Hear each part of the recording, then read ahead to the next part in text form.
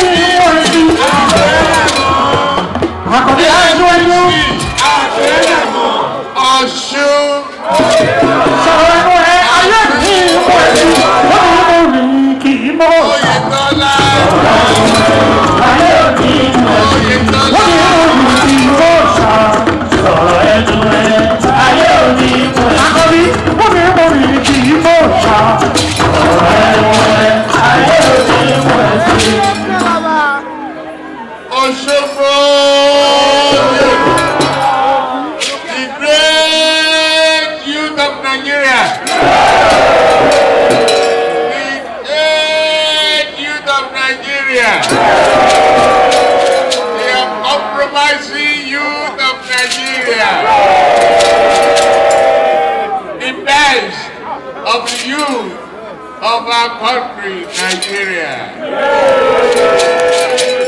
Great.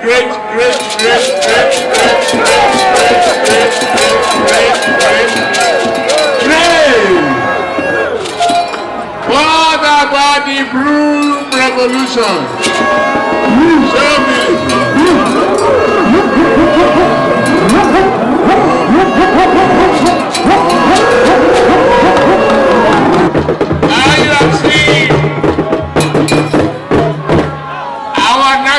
Chairman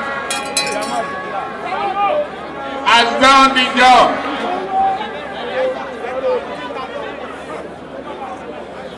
We thank God for him. Just a few weeks after he assumed office, he got a kitty and a safe deposit. Now, he has the love to face you in Osun, to ask you to please do the same thing. Come out with your BBC and vote particularly for APC. Àwọn bí àwọn aláwọn Labour náà ṣekú.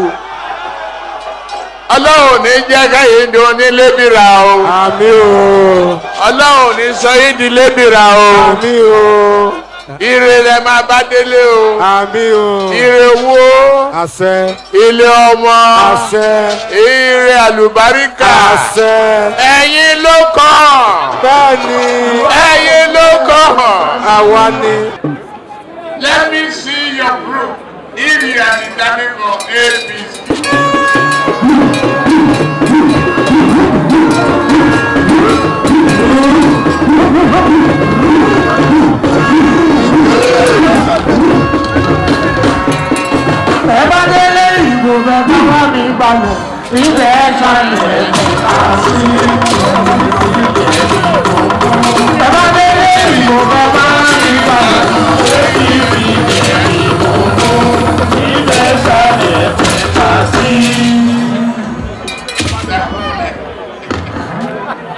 Thank you very much, all of you.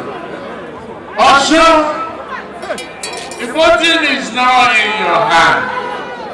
Be very vigilant. Ojú làlákàn fi sọrí. Ìbànújẹ́ ò ní parí. Ní ṣe láṣẹ dàgbà. Gbogbo èròǹgbà kan ní aláàjẹ borí bẹ́ẹ̀. Gbogbo àwọn nǹkan tí ẹ ń gbà ládùúrà. Ẹ mọ̀ pé a ṣe parí ọdún kan ni. A ṣe ọ̀pọ̀lọpọ̀ ọdún láyé. Ẹ̀mí yá gùn. Ẹ̀rọ tí àwọn ọmọ yìí tó ń bọ̀, àwọn ọmọ iléèwé, ẹrù kí wọ́n mọ ẹ̀dìbò ká lè rí ọjọ́ iwájú. Ǹjẹ́ báwọn ṣe wà yìí, nínú yóò dùn, ẹ̀yin lẹ́ẹ̀mà tó yan pírẹ́sídẹ̀ǹtì, àbínú yóò dùn ní ẹ̀yin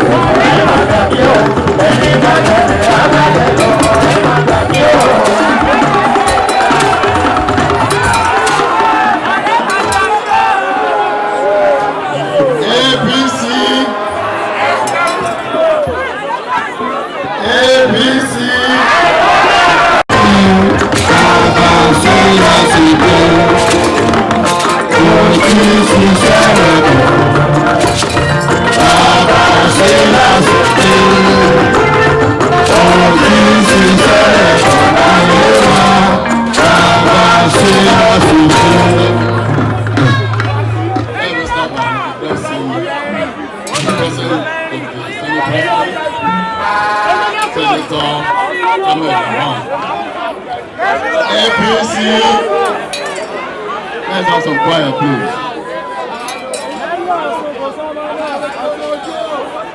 I equally recognize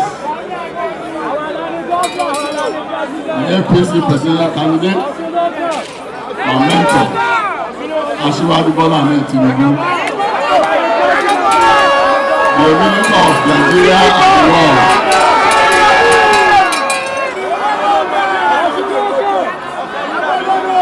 I recognize his darling wife, Senator Olúrẹ̀mí Tinubu.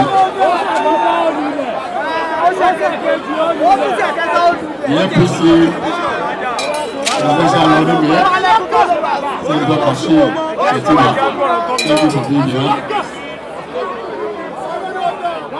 Our national chairman, Senator Abdullah Adamu. Thank you for coming. Our father, our leader, the first national chairman of our party, Chief Bisi Akande. Baba Omo Kekeke, thank you for being here.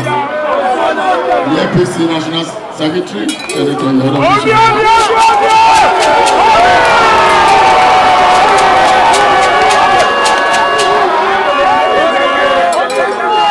My brother governors, starting from the chairman of the National Campaign Council, my brother Dede Sanwo-Olu,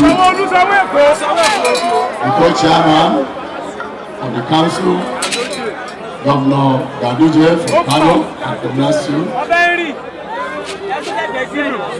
I welcome my brother, Ayọ̀dẹ̀fáyẹmí of the state, Arákùnrin Akérédolú of Ondo State, Nasir El-Rufai of Kaduna State, Abagana Sulum of Ondo State, Office Odima of Imo State, Chairman of the Progressive Governors Forum, and the Governor of Kebbi State, Atiku Agudo. Thank you for coming. My brother from Ogun State, Dako Abiodun, I welcome you. My brother from Niger State, Governor Maka Sani Bello, thank you for being here. Nasarawa State Governor, represented by the Deputy Governor, Dr. Emmanuel Akabi.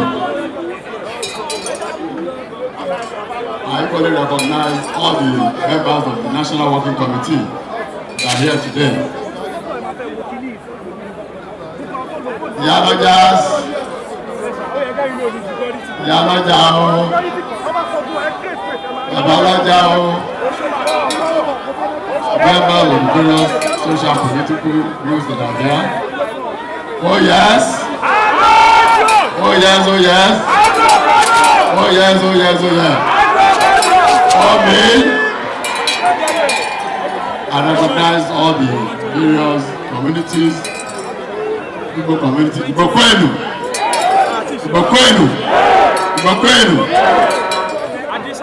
I recognize the Hausa community. Salam alaikum.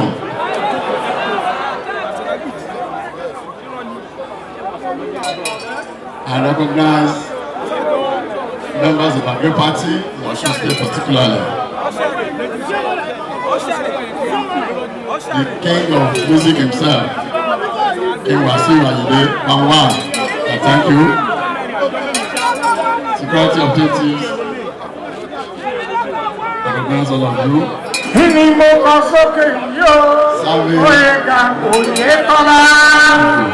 Serving and former members of the Federal Executive Council, various ministers, I recognize all of you. The Speaker of the House of Assembly, the Deputy Wife. Sorry, I'm not following the protocol now. Other members of the House of Assembly that are here, all the members of the National Campaign Council, the chairman of our party, President Jafamorodo, other party executives that are here,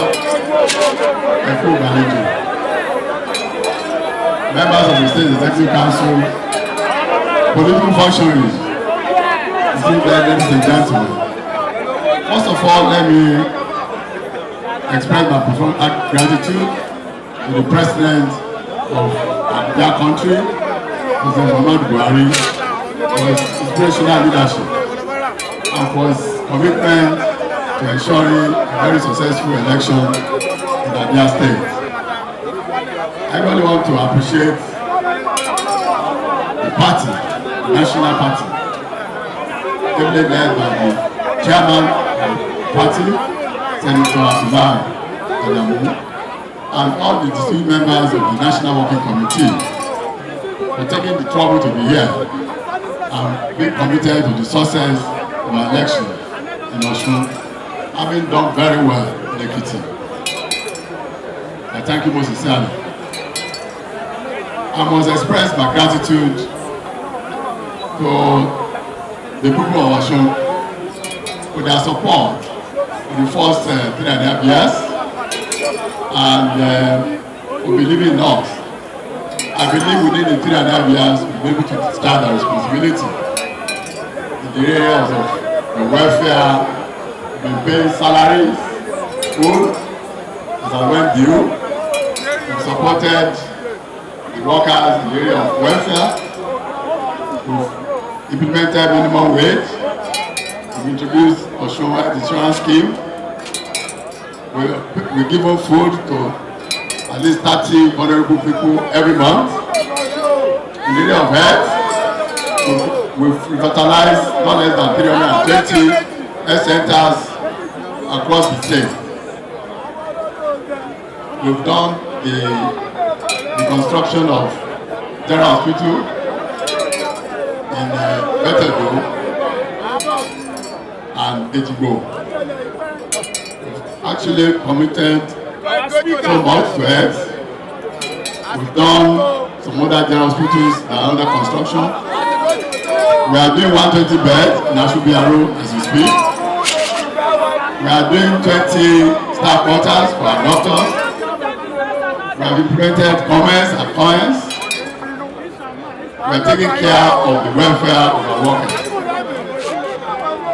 In the area of security, our state is the most peaceful state in Nigeria. There are no controversy about that. We've set up the joint task force to handle the issue of kidnapping, banditry, and illegal mining. In addition to that, we have collaborated with our sister states to start the launch of our own network, security network called Amotekun, which is very functional and very efficient.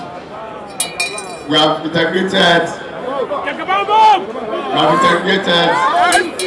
the Amotekun with the hunters to give adequate security to our people. Having said all of that, Kilarigbo Live TV, ìkànnì amúlùdún àkọ́kọ́ tó ń gbé àṣà àti ìṣẹ̀lẹ̀ Yorùbá lárugẹ.